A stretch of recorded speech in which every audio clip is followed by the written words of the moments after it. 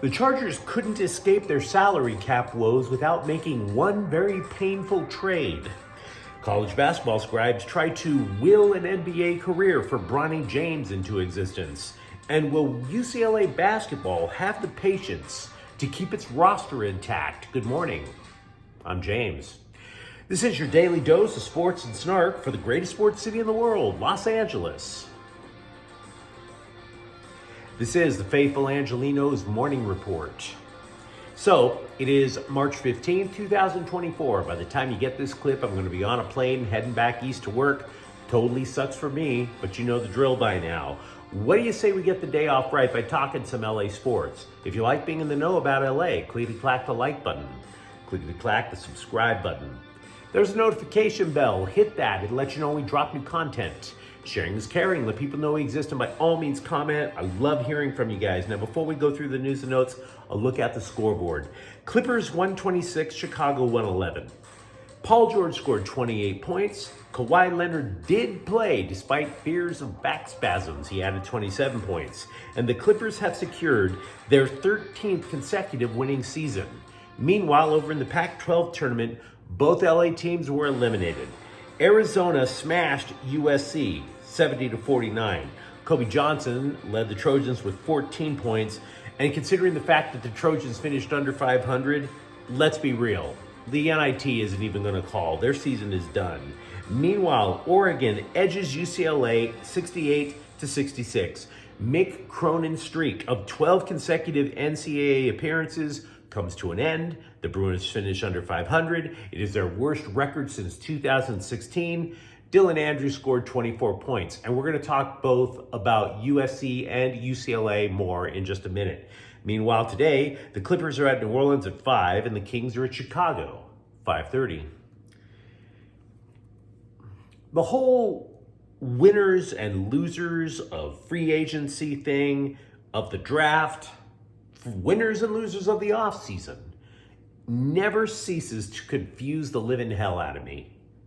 I mean, if you recall, it was only just 2 years ago when the Chargers won the offseason. And what was the result? They only qualified for a road game in the wild card and were humiliated in Jacksonville. But that did not stop CBSSports.com from listing the Chargers as winners so far because they managed to escape their own personal salary cap hell. Which is true. They did. But the thing is, any escape was going to be costly, very expensive. Here is the cost. Both starting linebackers. They couldn't afford to bring any of them back. No center. And damn near no wide receivers now either. Yes, the Bolts did restructure both Khalil Mack, and now, at Thursday, they restructured Joey Bosa's contract, so they have a pass rush. But even that was not enough. 6-time Pro Bowler Keenan Allen, gone. Traded to Chicago for a 4th-round pick. Keenan Allen, the longest tenured player on the team, an expert with precise route running, quality hands, a guy who caught 108 passes last season despite missing 4 games. Gone. Just like that. Reports suggested the Chargers asked him to take a pay cut, but he refused. Now, as a side note, this is a guy, Allen, who said that there were very few teams other than the Chargers that he would want to play for. So I would assume this means that the Bears made this trade knowing that they were going to have to pony up some extra compensation to Keenan Allen. The trade does clear more than $23 million off the books, but when you take into account the cap space needed for draft picks coming up, it's very difficult to envision the Chargers signing a major free agent. So you're left asking yourself, what does Justin Herbert have left in terms of where he can throw the ball? You have 2023 first-round pick Quentin Johnston and Josh Palmer. Each of them caught 38 passes last year. That's it. In other words, Quentin Johnston plus Josh Palmer does not equal one Keenan Allen. That's what you have. I would presume that the number 5 pick in the upcoming draft might be used to get a wide receiver, unless, of course, the Chargers trade down to get multiple picks so that they can hopefully fill multiple holes. Look, I hide nothing from you guys. I acknowledge I was never a fan of Austin Eckler, right? But the Chargers lost their starting running back, starting tight end, top 2 wide receivers. So my question to CBS Sports is, how in the blue hell do you call that winning? Anyone want to tell me, how the hell is that winning? I'd love to know. Now, the Chargers did add a tight end in Hayden Hurst from Carolina. He also has a connection with Bolts general manager Joe Ortiz in that he did play for Baltimore. They also signed a defensive tackle, Poona Ford, according to ESPN. Ford played for both Seattle and Buffalo. So lots of stuff to talk about if you're a Chargers fan. Let me know what you think about getting rid of Keenan Allen. I'm starting to wonder if college basketball writers eat their soup with a fork, because some of the things that they're coming up with just jaw-droppingly stupid. After USC got eliminated yesterday, both ESPN and CBSSports.com asked about Bronny James's NBA prospects. Did they bother to talk about Isaiah Collier? Hell no. Hell no. Not a syllable about the best player on USC last year. Instead, they wanted to hype the passive-aggressive James family soap opera even some more. So, to repeat, at this moment, Bronny James has no NBA prospects. He could if he spends a couple of years in college, develops his game, but not now. Not now. Not after playing just 25 college basketball games. Not after averaging just 4.8 points per game. Not after having cardiac arrest less than a year ago. 0 prospects for the NBA. Now, if you were wondering who is going to be most likely to give this story a journalistic lap dance, you might say, well, ESPN really loves to hype things, so it's probably them. But you would be wrong. It was CBS who said nothing would prevent a team from drafting Bronny James. ESPN, to its credit, at least asked a trio of NBA executives what they thought. So I am just going to give you a random sampling of quotes from these executives who all went unnamed. I don't know what he does at an NBA level that really moves the needle. We would recommend Bronny go back to college. I feel bad a little bit for Bronny. He struggles with quicker guards. The medical stuff is concerning. He's not really a good perimeter shooter. I think a lot of teams will take the stance that they would draft him if there is a 1% chance that LeBron will join them. Does that sound particularly optimistic to any of you guys about Bronny James's so-called NBA prospects right now? Anyone? And I've said these things before because it is sensible to assume that a freshman who doesn't dominate and has a history of heart disease shouldn't go one and done. Bronny James absolutely can make himself a prospect. He just isn't one now.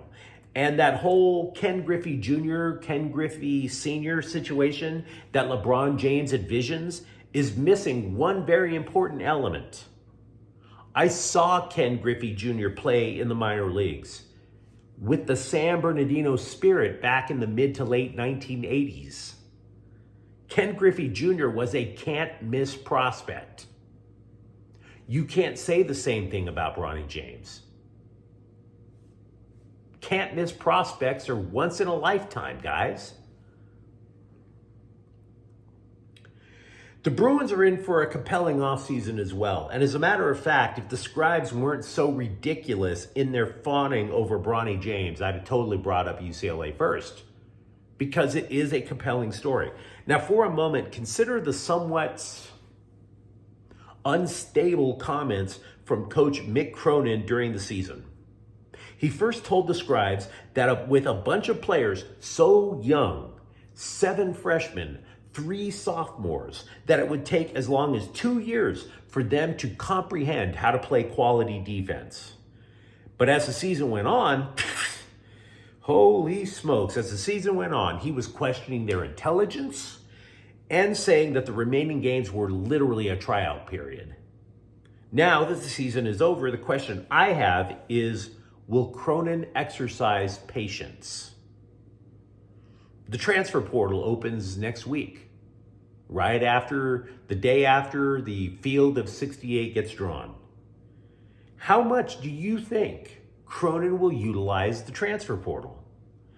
Now, Dylan Andrews, Lazar Stefanovic, and Jan Vide, all guards, told the LA Times that they absolutely intend to return to UCLA next year. Andrews is somebody that Cronin would definitely want. Defensive Player of the Year Adam Bona would not speak to reporters after the loss. And by the way, we don't even know what Sebastian Mack wants either. There have been people who think that I hate UCLA basketball or Coach Cronin. That is not true. I'm simply somebody who tries to live in the real world. You cannot expect to reach the NCAA tournament with a roster that young.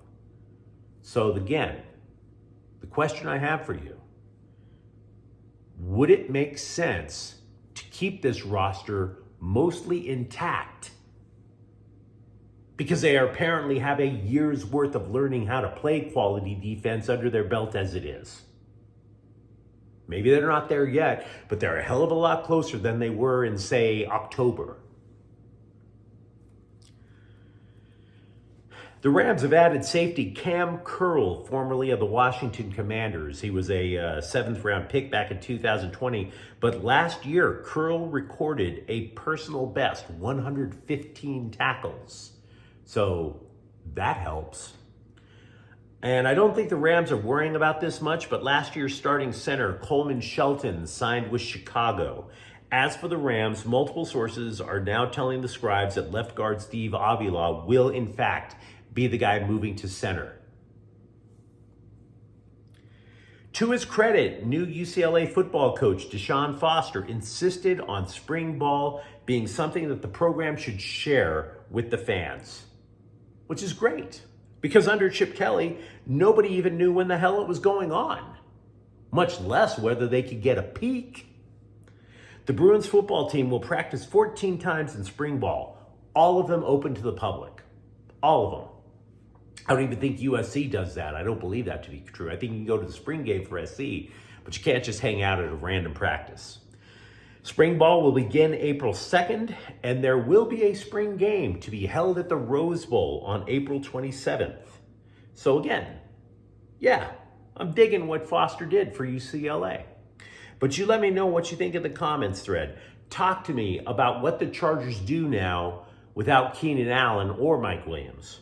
Tell me what you think if Bronny James actually does have a chance in hell to be an NBA player. And if you enjoyed the content, don't forget to subscribe to Faithful Angelenos. We're talking LA sports every single day here.